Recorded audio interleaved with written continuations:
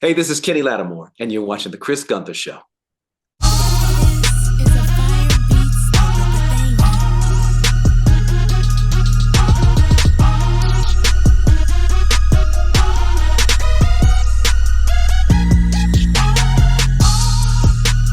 What's up, everybody? Welcome to the Chris Gunther Show. Thank y'all so much for watching. Remember to like and share this video. I would greatly appreciate it. On today's show, I am about to interview one of the smoothest voices, in my opinion, of all time in R&B. All right, the brother got the Wow. vocals, he got the smooth voice. Without any further ado, the Chris Gunther Show welcomes the legend Kenny Lattimore. How you doing, sir? I am great. Thank you for having me. I appreciate you. Man, I appreciate you for taking this time out. It's always nice to chop it up with fellow light-skinned brother too. Yes, sir. Yes, sir. And congratulations on your marriage, I your new appreciate it, nuptials. man. So. You know, brother gotta always had a ring on. Shout out to That's what's up. Chanel. Represent. Gotta represent. Man, if I had your voice and can sing to her every night, man, I'd probably have about 3 kids by now. Just Oh, they're saying, on the way. that's what everybody keeps telling me, man. So, speaking about, songs and singing, you continue to climb the charts. The song Take a Dose, number Yeah, one on the man. R&B Thank you. Billboard charts 2 weeks consecutive. Yeah. Man, like, how does that feel to have another Wow. number one hit? Incredible. It makes me feel like I have just merged a generation of listeners together from, the four U's to today. And it makes me feel like, wow, I'm doing something that is consistent and that people or it's resonating with people. That's pretty much how it's feeling. Especially in this day and age when it seems as if R&B has taken a backseat to trap music and to hip hop, but to Hmm. know that we still have legends such as yourself. When you hear people give you your flowers, especially with everything that Mm. you've accomplished, how does that make you feel? Oh, wow. It makes me feel seen and heard because I don't think that R&B has gone anywhere, but I love how you said it. It's taken a back seat to the other genres. And that's really in the form of promotion. R&B music is not promoted in the way that it was when I first started, but R&B is still the foundation to commercial music on every aspect, whether we're being sampled or where there's some derivative of R&B that's happening. It's always in the pulse of what's happening currently in music. So it makes me feel great that I can be one of the voices that is continually carrying that torch. When you look at the state of music now and Mhm. you see that you guys are constantly, as far as R&B, you guys are getting sampled from everywhere. I'm not a singer at all, so I'm not even going to try to do it. But as somebody that is in media, and I can kind of see the changing of the guard, but to still have people around that want to see you succeed and want to see Yeah. you elevate, what inspires you to keep going, especially at this point in your career? Wow, it's really the straight passion of it. I still love what I do, and I feel like what my purpose is today is mentoring. That's a big, big thing for me. It's always been dear to my heart. But as I mentor and I give information about the past, Mm-hmm. which possibly can help the new artists and producers and writers today to secure their future, I also become a student and I get to learn from them the sound and sonically what this generation is listening to. So it allows me to have somewhat of an exchange, a collaborative exchange that I think makes everybody stronger. Who are some of the people that you listen to now that inspire you, along with who are maybe some of your favorite artists of today that you wouldn't mind working with? Oh wow, my favorite was Stevie Wonder, Shaka Khan. I love Anita Baker and Luther Vandross, and there are lots of artists like Whitney Houston and folks that have gone on that I studied, like completely studied, so I would uh, not imitate them, but incorporate some of their greatness into what I did. Um, Today, gosh, I would love to work with Jasmine Sullivan and Lucky Day, and there's so many amazing new artists that are continuing to make great music, great music. Her, great music, Mm-hmm. musicality.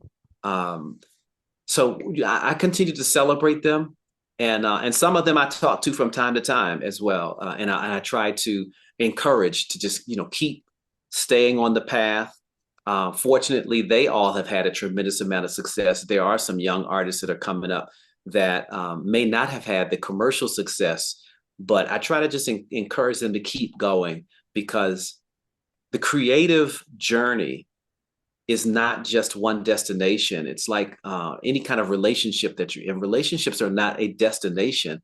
It's about all of the experience that you want to take in. So as long as you remain passionate and true to your creative vices, your creativity and your artistry in general, I think that there's something to be said about that. You should take it in with pride and um, it's again about enjoying the journey, each step of it.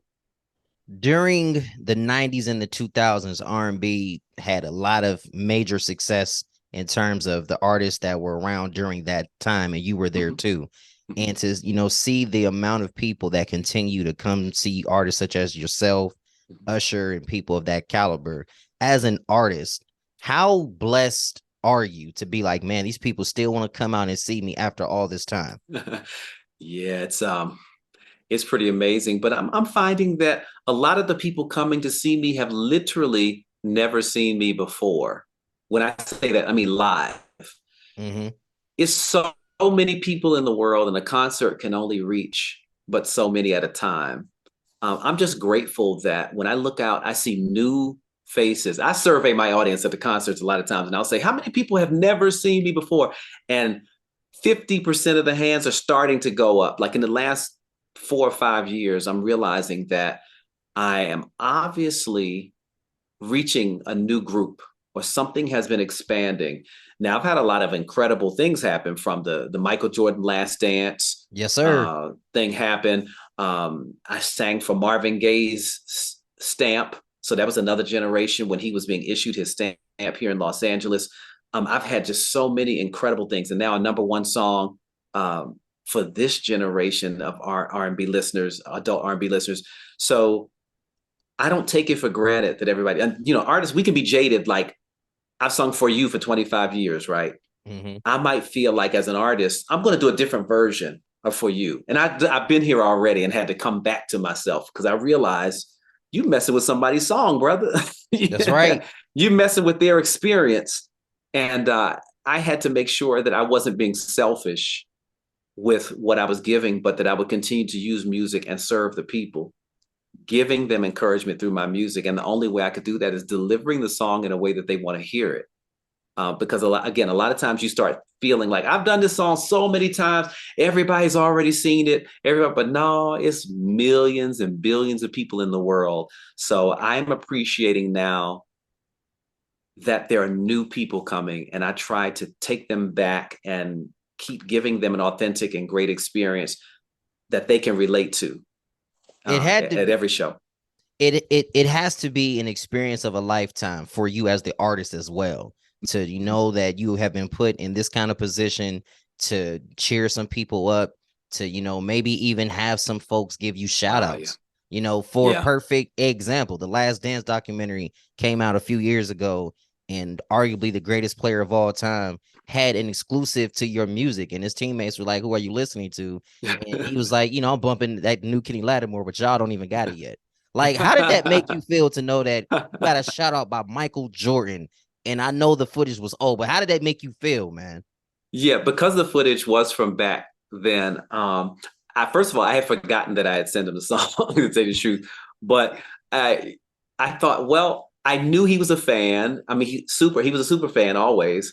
And I was singing for him. I was doing different things for him anyway. But for all these years to go by and for that to come up, it felt like a win for R&B music in its time because a lot of times people they only associate sports and hip hop That's right. nowadays when they talk about music. So it was pretty cool, and people were like, "Why do you think he was listening to that?" And I thought, well, maybe because his energy is so high that he needs something calming to balance out his greatness so that he can continue to have that consistency and that consistent flow. I mean, I don't know. I had to make up some stuff, make up some answers to it. But but I thought it was a win-win for the exposure of R&B music and the power of R&B. And he definitely has that Oprah effect, that big commercial effect, because my royalties spiked like crazy during that As time they should period. have. And yeah, and it just showed the power that people are still fascinated by him. And I'm just grateful. I'm grateful that it was me, because it could have been anybody, because I know he liked a lot of other people, but when they were filming, it just happened to be me. And yeah, just grateful. And that's something that, you can always smile at and say, wow, the greatest of all time. Or if Yeah, you're somebody that doesn't think he is the yeah, GOAT, whatever the case is, nobody can ever discredit how big Michael Jordan was in the 90s. absolutely. And that's just a conversation for a different day. I do sports, but I'll hit on that Yeah, later. And absolutely. yeah, man. And this has been an amazing time. Your single is number one, and you're actually getting ready for the play that you're featured in alongside, Yes. I would like to say, Dorian Wilson and Don Lewis. A Yeah, change is yeah. gonna come. How did that come about for you? I know this incredible playwright. His name is Don B. Welch, and friends with him. Dory and Don, we've all been friends for many years. And Don is a playwright out of Philadelphia. I did a movie with him recently called Baby Girl, and he's one of those people who, when Don calls, you go, Mm-hmm. because you know that there's a certain quality to his work that being associated with is never a bad thing. But when I look at these other actors, I love it when the television actors are up there playing opposite me, because I feel like I get to grow as an actor, and or Broadway actors, because Dawn is on Broadway and she's television. Dorian, some of the greatest comedic talent. Oh my gosh, including, but he can do drama too. And in this particular play, they bring me almost to tears just in rehearsals, honestly, because the work is so powerful. It almost reminds me of A Raisin in the Sun. Mm-hmm. The way that the flow of the play is. So when people come to see this, I think they're going to be really moved. Um, it is such a great, beautiful piece of work, and it is a work. Not only is it a labor of love for Don, but the messages that he brings in it are family and love. You've reached a point in your career. You've done movies, you've done television, you've done albums, things of that nature, and now you can sit back and reflect. If you could redo anything, what would that be? um, I think I probably would have reordered my singles at radio. You know how you have, in the moment when you're choosing what to market and what direction to go in your career, there are times when I used to be an overthinker when it came down to that. If somebody told me, I think this is the song, there were fears that I carried when I was younger. If I could go back and get rid of those fears, and just be fearless from out the gate, um, I would have done that. I would have made that change. And I think I would have seen different results. Maybe not completely different results, but I would have just been more whole and a different kind of personality through certain seasons and time periods back then. Last few questions, because I do know you got to hurry up and get out of here. Who would you put on your Mount Rushmore of R&B singers? Singers, Whitney Houston would have to be at the top. Aretha Franklin would have to be in the top.